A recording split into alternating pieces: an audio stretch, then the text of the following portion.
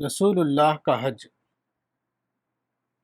حج کی عبادت کا نظام حضرت ابراہیم اور حضرت اسماعیل نے قائم فرمایا تھا۔ اس کے بعد اگرچہ اس نظام میں بہت سے بگاڑ پیدا ہوئے، تاہم اس کا رواج برابر باقی رہا۔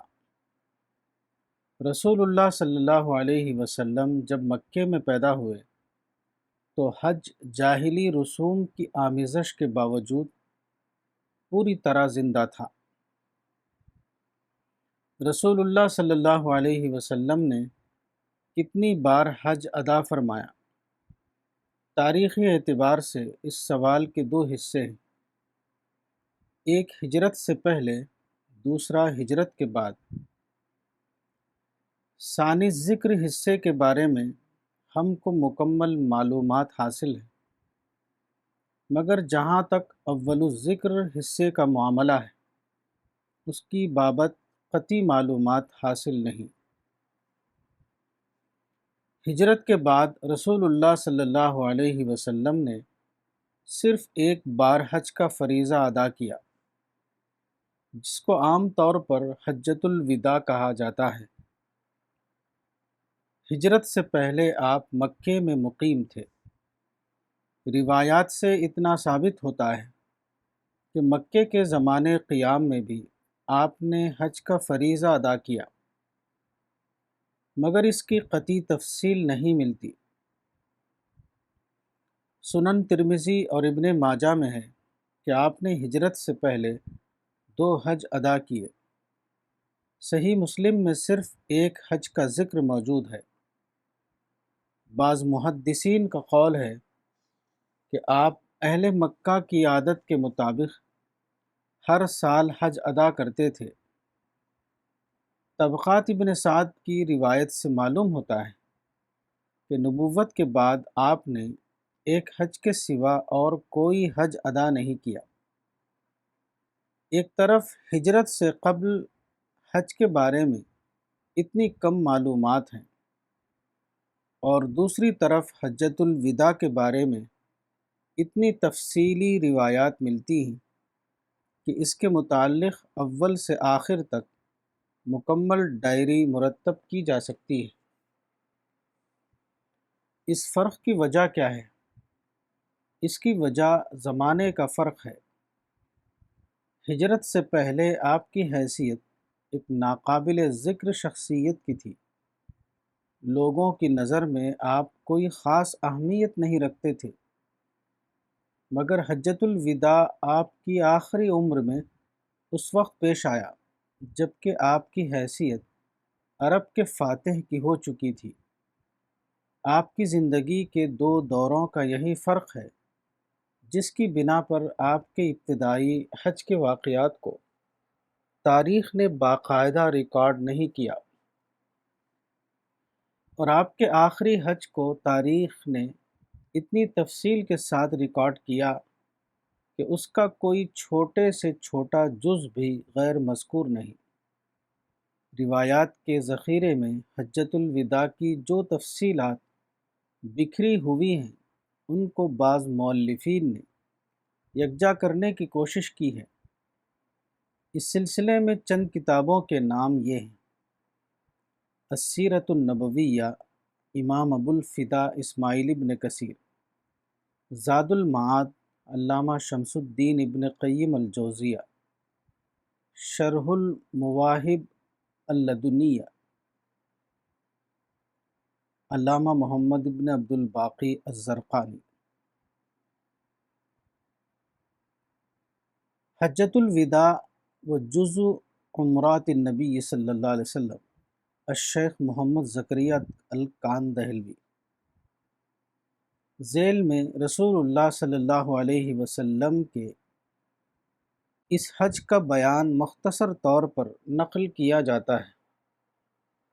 حجۃ الوداع سن 10 ہجری میں پیش آیا۔ اس کے تقریباً 2 ماہ بعد مدینے میں آپ کی وفات ہو گئی۔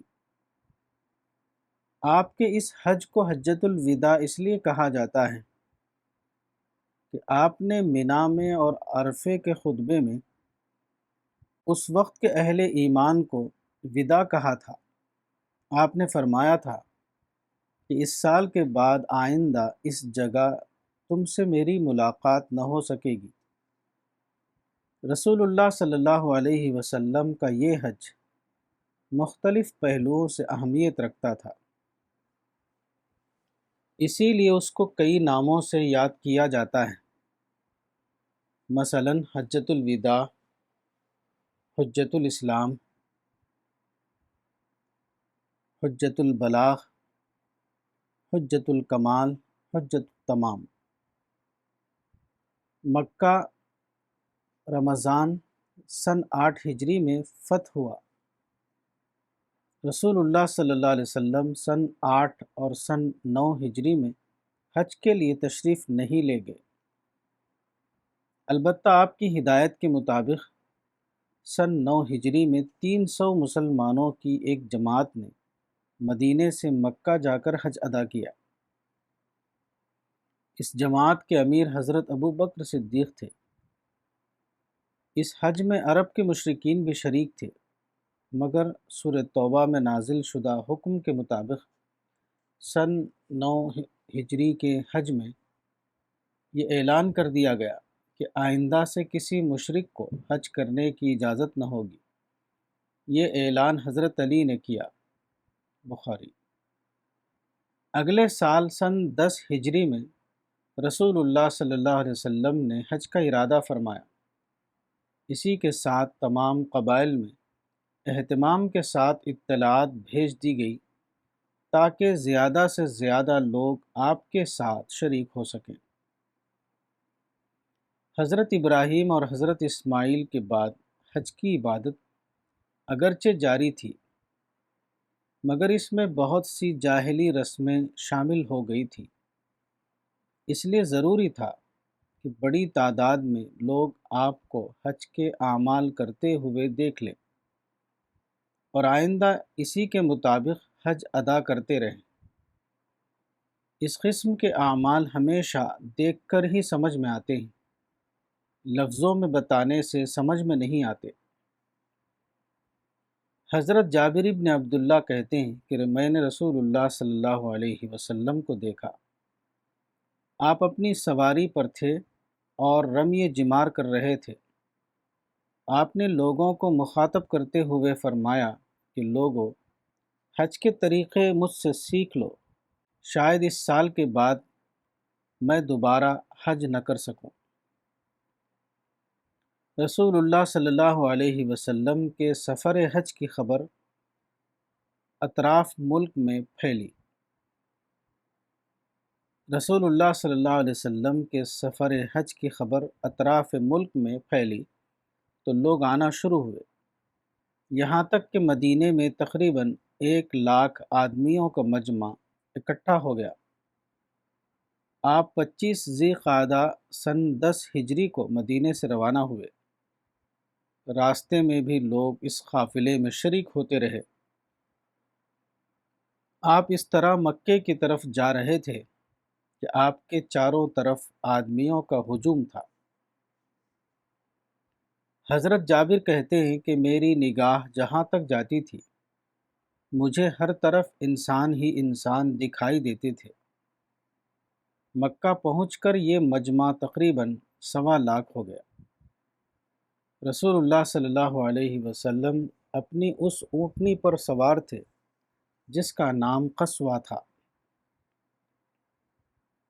یہ ایک غیر معمولی قسم کی تیز رفتار اونٹنی تھی، تاہم اس وقت اس کے اوپر جو کجاوا بندھا ہوا تھا اس کی قیمت 4 درہم سے زیادہ نہ تھی۔ گویا ضرورت کی حد تک اعلیٰ معیار، اور جہاں ضرورت کی حد ختم ہو جائے وہاں صرف سادگی۔ رسول اللہ صلی اللہ علیہ وسلم نے روانگی سے پہلے ظہر کی 4 رکعتیں لوگوں کے ساتھ پڑھیں۔ آپ نے ایک تقریر فرمائی جس میں بتایا کہ احرام باندھنے کے فرائض و آداب کیا ہیں۔ اس کے بعد آپ مدینے سے روانہ ہوئے۔ مدینے سے 5 میل کے فاصلے پر ذوالحلیفہ ایک مقام ہے جو اہل مدینہ کی میقات ہے۔ یہاں پہنچ کر آپ نے رات گزاری۔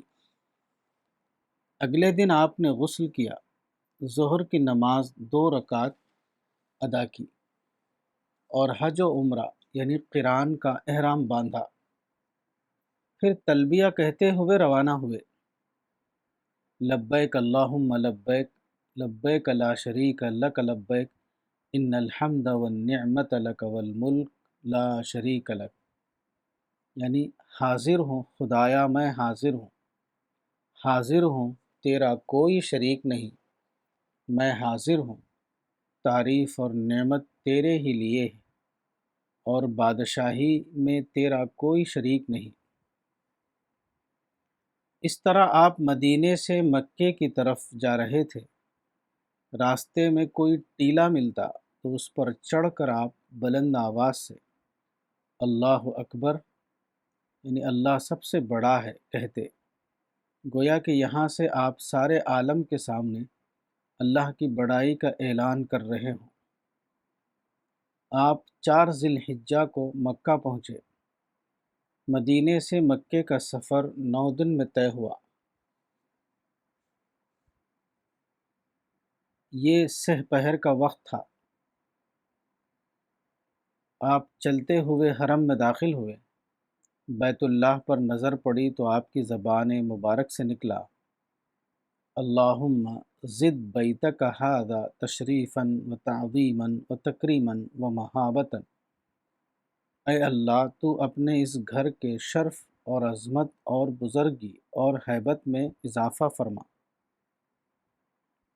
آپ اپنے ہاتھ کو اٹھا کر تکبیر کہتے اور فرماتے، اللہم انت السلام و منک السلام، حینا ربنا بالسلام، اے اللہ تو سلامتی ہے، تجھی سے سلامتی ہے، اے ہمارے رب ہم کو سلامتی کے ساتھ زندہ رکھ۔ حرم میں داخل ہو کر آپ نے تحیۃ المسجد کا 2 گانا نہیں پڑھا بلکہ طواف قدوم شروع کر دیا۔ آپ حجر اسود کے پاس آئے اور بسم اللہ اللہ اکبر کہہ کر اس کا استلام کیا، پھر دائیں طرف سے چل کر 7 بار اس کا طواف اس طرح کیا کہ کعبہ آپ کے بائیں طرف تھا۔ طواف کے پہلے 3 شوط یعنی پھیرے میں آپ تیز تیز چلے جس کو رمل کہا جاتا ہے، باقی 4 پھیروں میں آپ معمول کی چال چلے۔ آپ کے بائیں شانے پر احرام کی چادر پڑی ہوئی تھی اور دایاں شانہ کھلا ہوا تھا۔ اس طریقے کو اضطباع کہا جاتا ہے۔ طواف کے دوران جب آپ حجر اسود کے سامنے سے گزرتے تو اس کی طرف اشارہ کر کے اپنی چھڑی سے استلام کرتے۔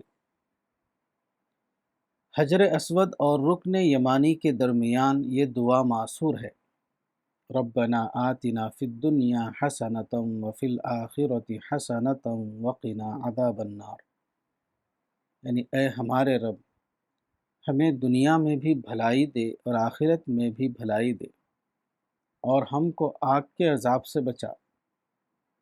اسی طرح طواف میں آپ سے بعض اور دعائیں بھی منقول ہیں۔ طواف کعبے سے فراغت کے بعد آپ مقام ابراہیم کے پاس آئے اور قرآن کی یہ آیت پڑھی، وَاتَّخَذُوا مِن مَّقَامِ إِبْرَاهِيمَ مُصَلًّى، البقرہ 125۔ مقام ابراہیم کے پاس کھڑے ہو کر آپ نے 2 رکعت نماز ادا کی۔ اس کے بعد حجر اسود کے پاس گئے اور اس کا بوسہ لیا، پھر صفا کی طرف روانہ ہوئے۔ قریب آئے تو فرمایا، ان الصفا والمروة من شعائر اللہ، ابدأ بما بدأ اللہ بہ، بے شک صفا اور مروہ اللہ کی نشانیوں میں سے ہے، میں اس سے شروع کرتا ہوں جس سے اللہ نے شروع کیا ہے۔ پھر آپ صفا پر چڑھے یہاں تک کہ کعبہ دکھائی دینے لگا۔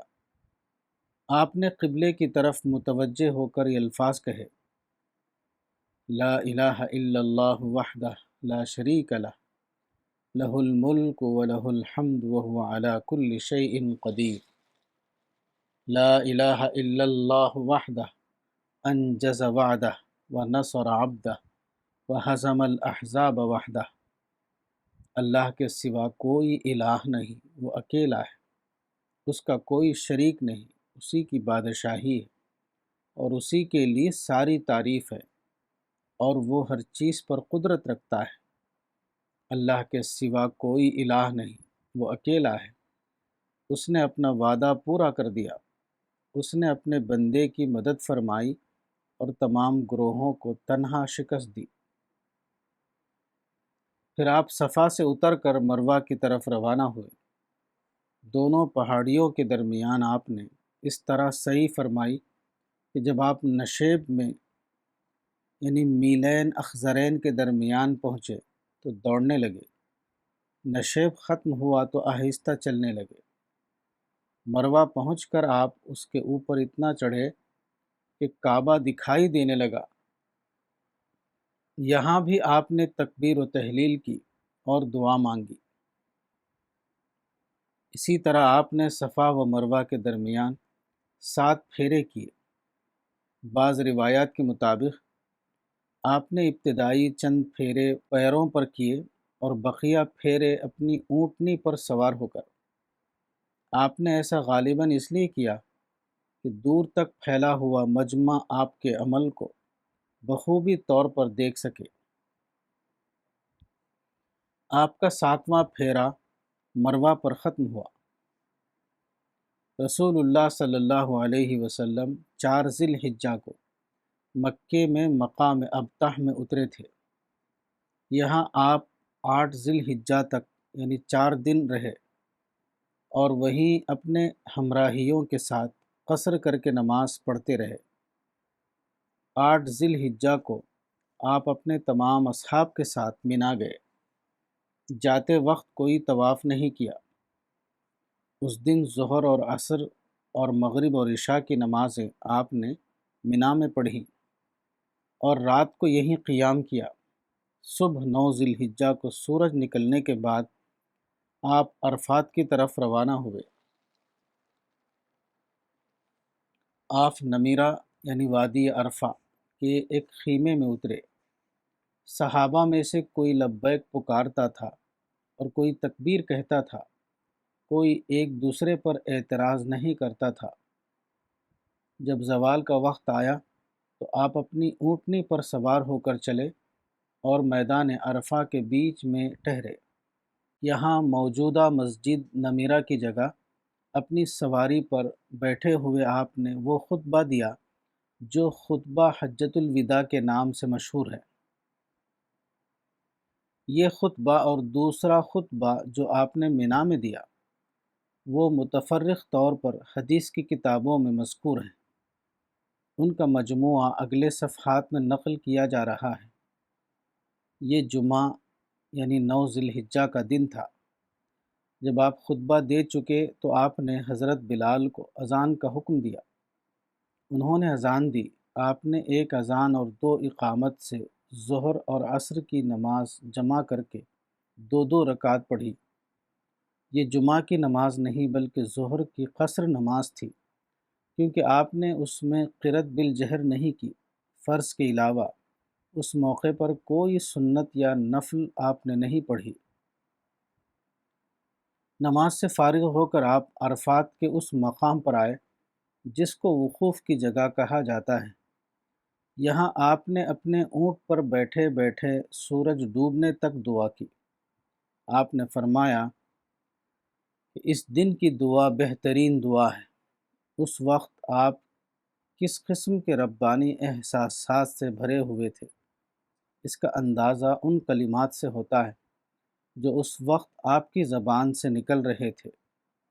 ایک روایت کے مطابق آپ نے فرمایا، اللہم انک تسمع کلامی وتری مکانی وتعلم سری وعلانیتی لا یخفى علیک شیء من امری انا البائس الفقیر المغیث المستجیر الوجل المشفق المقر المعترف بذنبی، اسألک مسألة المسکین وابتہل الیک ابتہال المذنب الذلیل، ودعوک دعاء الخائف الضریر، من خضعت لک رقبته وفاضت لک عیناہ وذل جسده ورغم انفہ لک، اللہم لا تجعلنی بدعائک رب شقیا وکن لی رؤوفا رحیما یا خیر المسئولین و یا خیر المعطین۔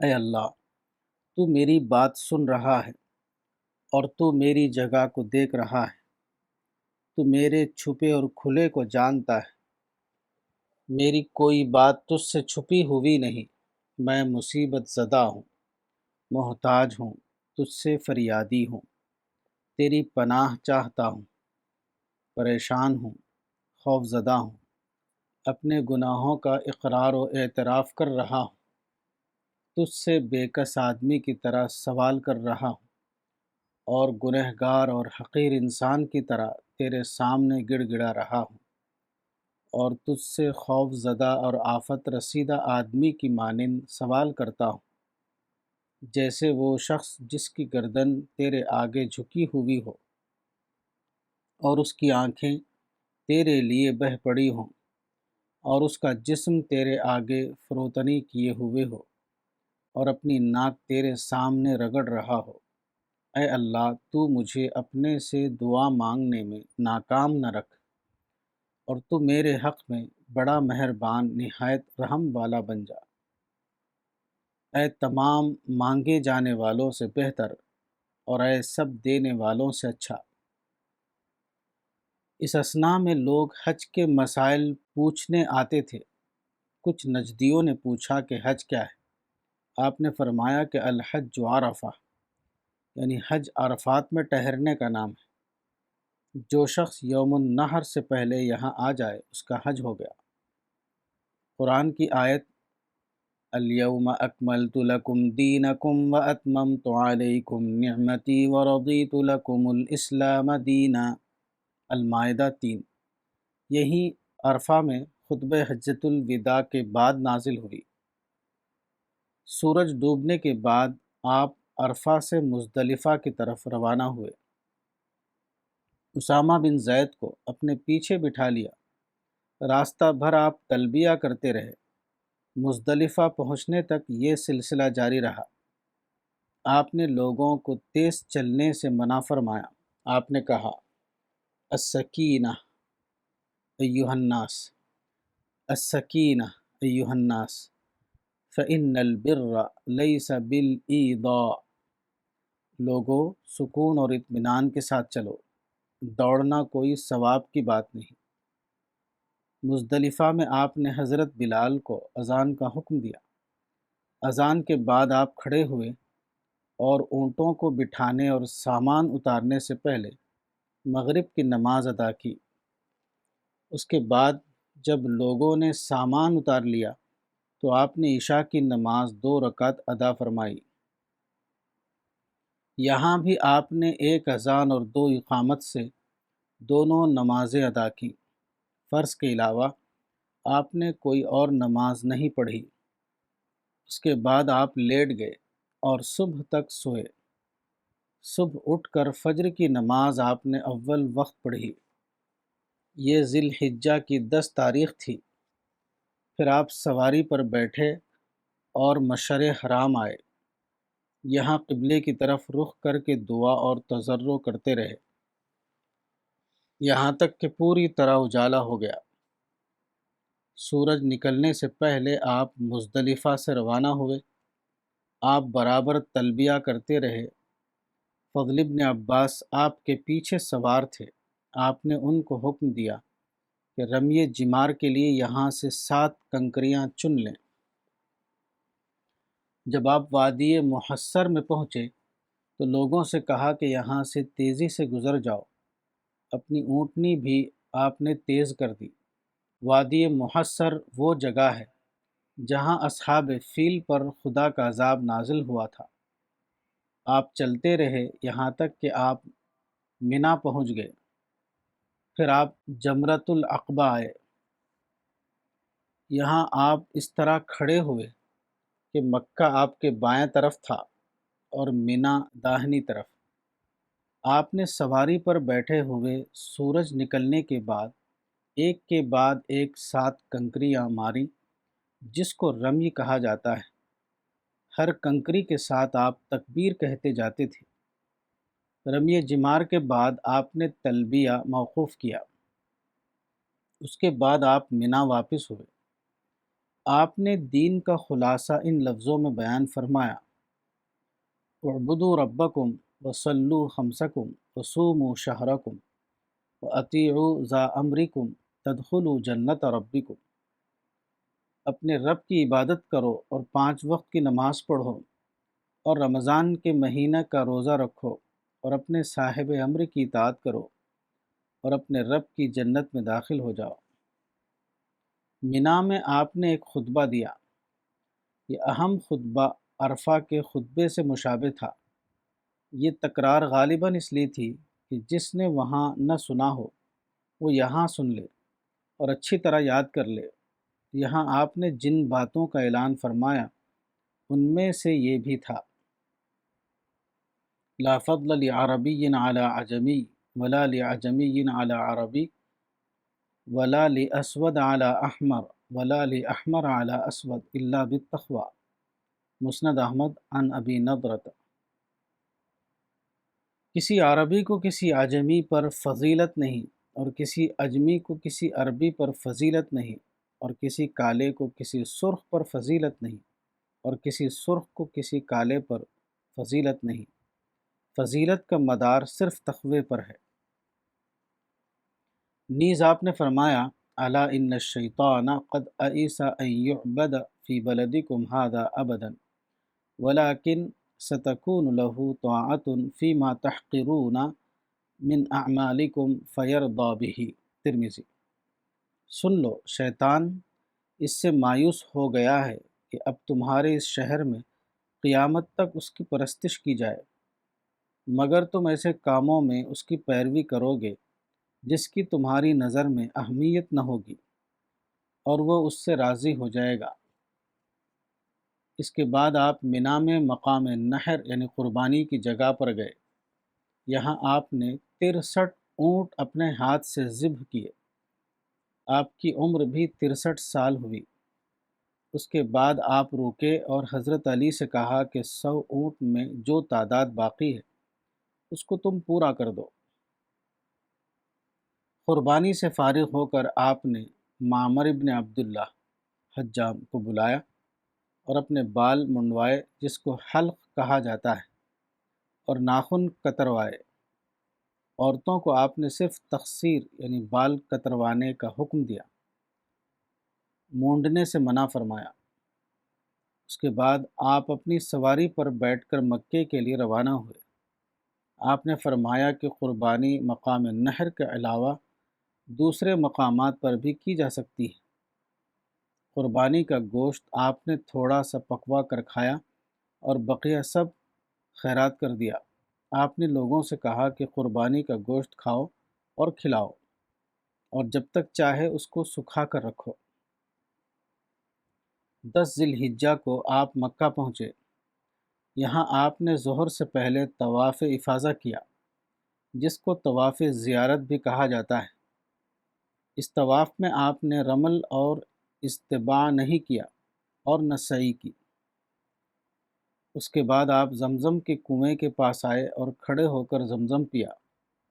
اس وقت حسب دستور خاندان عبد المطلب کے لوگ پانی نکال کر لوگوں کو پلا رہے تھے۔ اس کے بعد آپ اس روز مینا کے لیے واپس ہو گئے۔ رات آپ نے مینا میں گزاری۔ اگلے روز 11 ذی الحجہ کو آپ مینا میں سورج ڈھلنے کا انتظار کرتے رہے۔ جب زوال کا وقت آیا تو آپ سواری سے اتر کر رمی جمار کے لیے گئے۔ پہلے آپ نے جمر اولا پر ایک کے بعد ایک 7 کنکریاں ماری۔ اس کے بعد کچھ دیر تک دعا کرتے رہے اور پھر جمر وسطیٰ پر اسی طرح کنکریاں ماری۔ اس کے بعد پھر کچھ دیر تک دعا کرتے رہے۔ ہر کنکری پر آپ اللہ اکبر فرماتے رہے۔ اس کے بعد جمرۃ العقبہ کے قریب جا کر اس کو 7 کنکریاں مار دیں۔ پھر آپ وہاں سے ہٹ گئے۔ اس کے بعد 12 ذی الحجہ اور 13 ذی الحجہ یعنی ایام تشریق کے تینوں دن تک آپ منا ہی میں رہے۔ منا میں آپ نماز قصر بغیر جمع پڑھاتے رہے۔ 13 ذی الحجہ کو زوال کے بعد مکے کے لیے روانہ ہوئے۔ آپ نے وادی محصب یعنی ابطح کے ایک خیمے میں قیام کیا۔ ظہر اور عصر اور مغرب اور عشاء کی نمازیں یہیں پڑھی۔ رات کو یہیں آرام کیا۔ رات کو پچھلے پہر اٹھ کر حرم گئے اور کعبے کا طواف یعنی طواف الوداع کیا اور وہیں فجر کی نماز ادا کی۔ اس کے بعد قافلے کو سفر کا حکم دیا۔ سب لوگ اپنے اپنے مقام کی طرف روانہ ہو گئے۔ آپ مہاجرین اور انصار کے ساتھ مدینے کی طرف روانہ ہوئے۔ مکے میں داخل ہونے سے لے کر نکلنے تک آپ کا قیام کل 10 دن رہا۔ جب ذوالحلیفہ یعنی مدینے کے قریب پہنچے تو آپ ٹھہر گئے اور رات یہاں گزری۔ صبح کو طلوع آفتاب کے وقت مدینے میں داخل ہوئے۔ جب آپ کی نظر سواد مدینے پر پڑی تو آپ نے 3 بار تکبیر کہی اور فرمایا، اللہ اکبر، لا الہ الا اللہ وحدہ لا شریک لہ، لہ الملک ولہ الحمد وہو علی کل شیء قدیر۔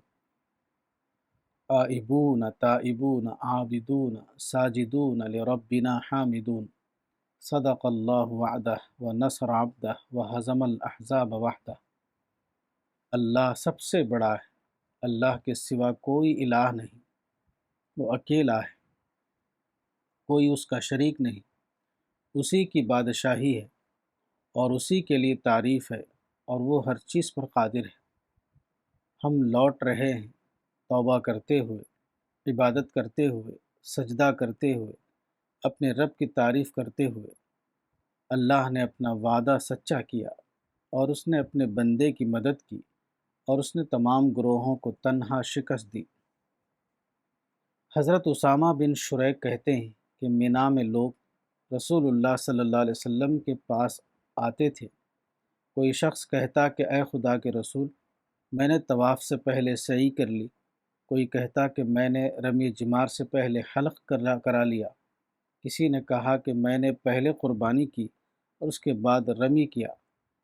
اسی طرح لوگ مختلف مسائل پوچھتے رہے۔ آپ اس قسم کے سوالات کے جواب میں فرماتے، افعل ولا حرج، افعل ولا حرج، کر لو کوئی حرج نہیں، کر لو کوئی حرج نہیں۔ حرج کی بات تو یہ ہے کہ کوئی آدمی اپنے بھائی کو بے عزت کرے، ایسا ہی شخص ظالم ہے۔ اسی نے حرج والا کام کیا اور ہلاک ہوا۔ بخاری، مسلم، ابو داؤد۔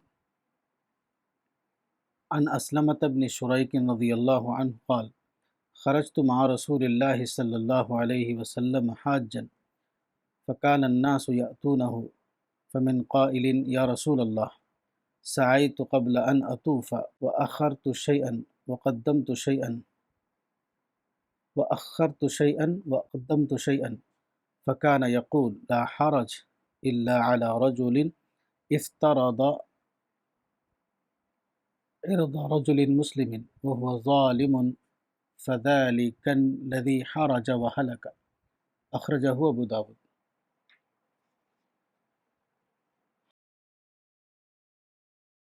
کتاب حقیقت حج، مولانا وحید الدین خان، صفحہ نمبر 19۔